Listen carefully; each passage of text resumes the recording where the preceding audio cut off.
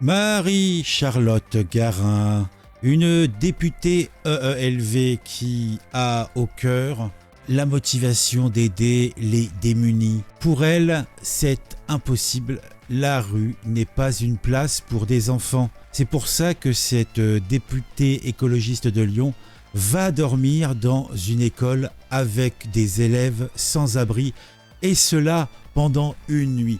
Évidemment, c'est un événement, ou plutôt un non-événement, puisque ce n'est qu'une nuit. Alors j'espère que s'il n'y a pas assez dans cette école, elle va proposer son propre appartement pour qu'une dizaine de petits enfants sans abri puissent enfin, au moins une nuit, dormir dans une vraie maison. Au-delà de cela, on a un message de l'UNICEF qui annonce une augmentation significative du nombre d'enfants sans abri en France.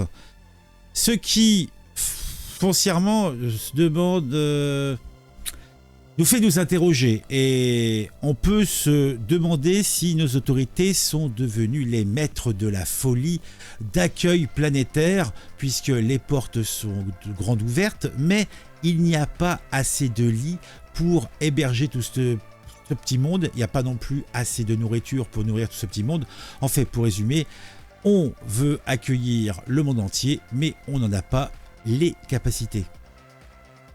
En fait, c'est bien de vouloir inviter le monde entier à la fête, mais si on fait ça et qu'on oublie de commander assez de chaises, c'est, pour résumer, comme si vous vouliez organiser un barbecue qui serait géant, bien sûr, sans avoir ni de jardin où mettre le barbecue, ni charbon pour faire cramer le barbecue, ni saucisse pour mettre sur le barbecue. En fait, pour résumer, vous invitez les gens, mais vous avez ni maison, ni bouffe, ni moyen de la cuisiner. C'est un petit peu la situation de la France.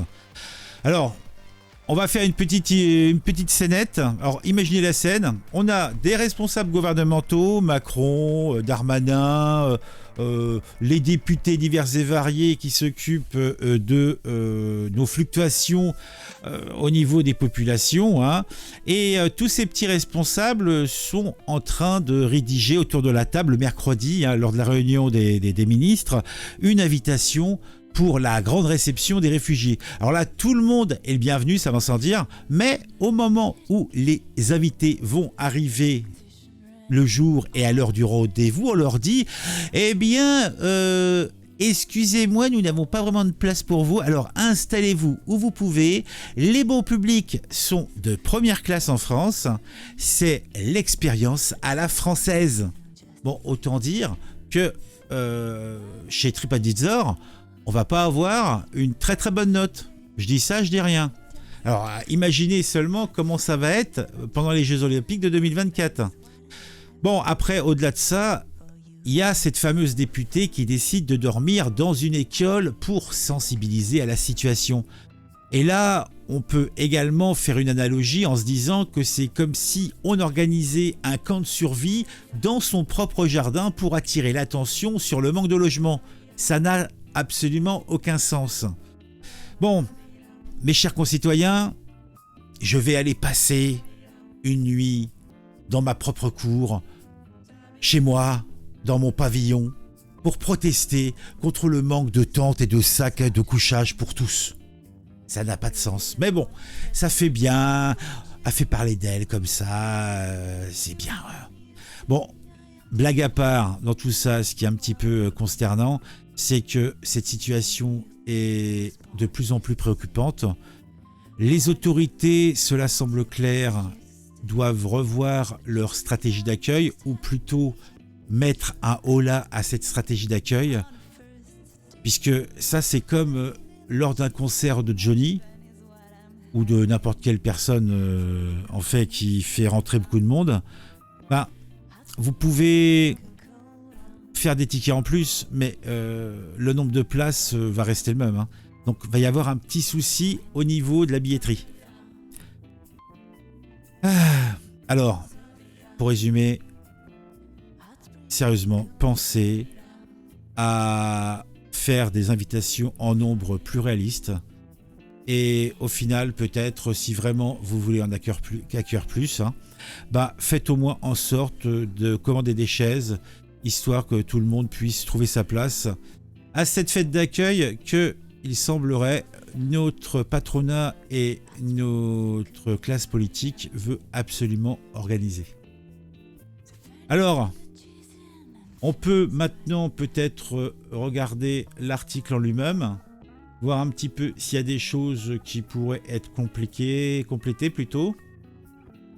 Attendez, il faut que je retrouve mon truc, voilà, toc. On va agrandir un peu. Alors qu'est-ce que ça nous raconte au final? Donc là c'est la fameuse députée Marie-Charlotte, hein. Un goûter solidaire et une nuit avec les enfants sans abri. Oh, c'est pas mignon. La députée du Rhône, Marie-Charlotte Garin, dormira à l'école Masnod du 3e arrondissement de Lyon le 9 novembre.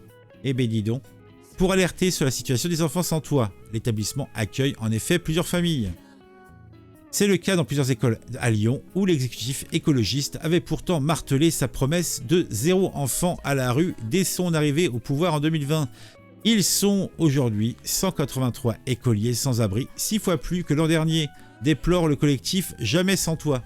Et en fait, en un an, ils ont donc multiplié par combien 6 fois plus que l'an dernier. 6 fois plus en un an.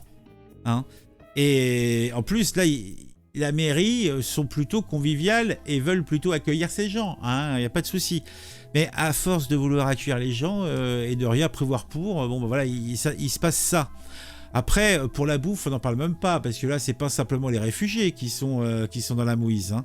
C'est même la population française qui n'en peut plus, qui est à deux doigts de faire disette. Et n'oublions jamais, hein, nos dirigeants et compagnie, c'est quand les gens ont faim qu'ils deviennent incontrôlables. Alors halte là, faites attention. Les collectivités pallient comme elles peuvent la carence de l'État, mais elles ne peuvent pas tout, déplore le député. Il faut une politique nationale avec davantage de moyens à la création de places supplémentaires. La rue, ce n'est pas un endroit pour les enfants. Ah oui, mais bon, vous voulez toujours plus de gens, faut savoir. On est déjà pris à la gorge. Le grand capital nous étouffe. L'État nous pressure. Il n'y a plus d'argent. Alors, est-ce qu'on a des exemples concrets? Sur l'ensemble du pays, UNICEF dénombre officiellement 2000 enfants à la rue à cette rentrée, dont 500 bébés. Oh, c'est un petit bébé. Un chiffre obtenu sur la base des appels au 115 non pourvus, mais forcément sous-estimé puisque beaucoup n'appellent plus faute de solution. Alors, à Lyon, le quota Jamais sans toit estime le total d'enfants à la rue dans la métropole à 395, donc 34 bébés, soit 3 fois plus que l'an passé. Il y a de plus en plus de monde à la rue. Bah, c'est plutôt qu'il y a plus en plus de monde qui se ramènent et que, en fin de compte, il n'y a pas de place pour eux.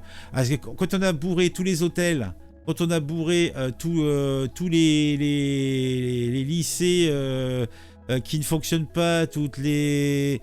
Ah, voilà quoi, voilà. Ah, c'est triste hein, quand même, hein, mais bon, c'est un fait. Hein. Mais bon, ils veulent absolument rien faire.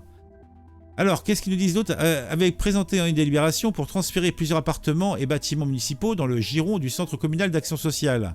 Car cela afin de permettre leur utilisation comme hébergement d'urgence. L'aboutissement d'un long inventaire du patrimoine municipal vacant. Alors après, il y a une autre question qui se pose, c'est que est-ce que ces gens-là ont du travail ou est-ce qu'ils vont trouver du travail? Est-ce que dans ces gens dont nous parlons là, est-ce que ce sont des personnes qui ont des papiers en règle? C'est une question parce qu'il y a peut-être un moyen de limiter la pressurisation. Tu vois, déjà, si on élimine éventuellement tous ceux qui ne sont pas en règle, hein, on les renvoie dans leur patelin, ça pourrait peut-être minimiser la pression et permettre aux autorités diverses et variées de se mettre au point. Je sais pas.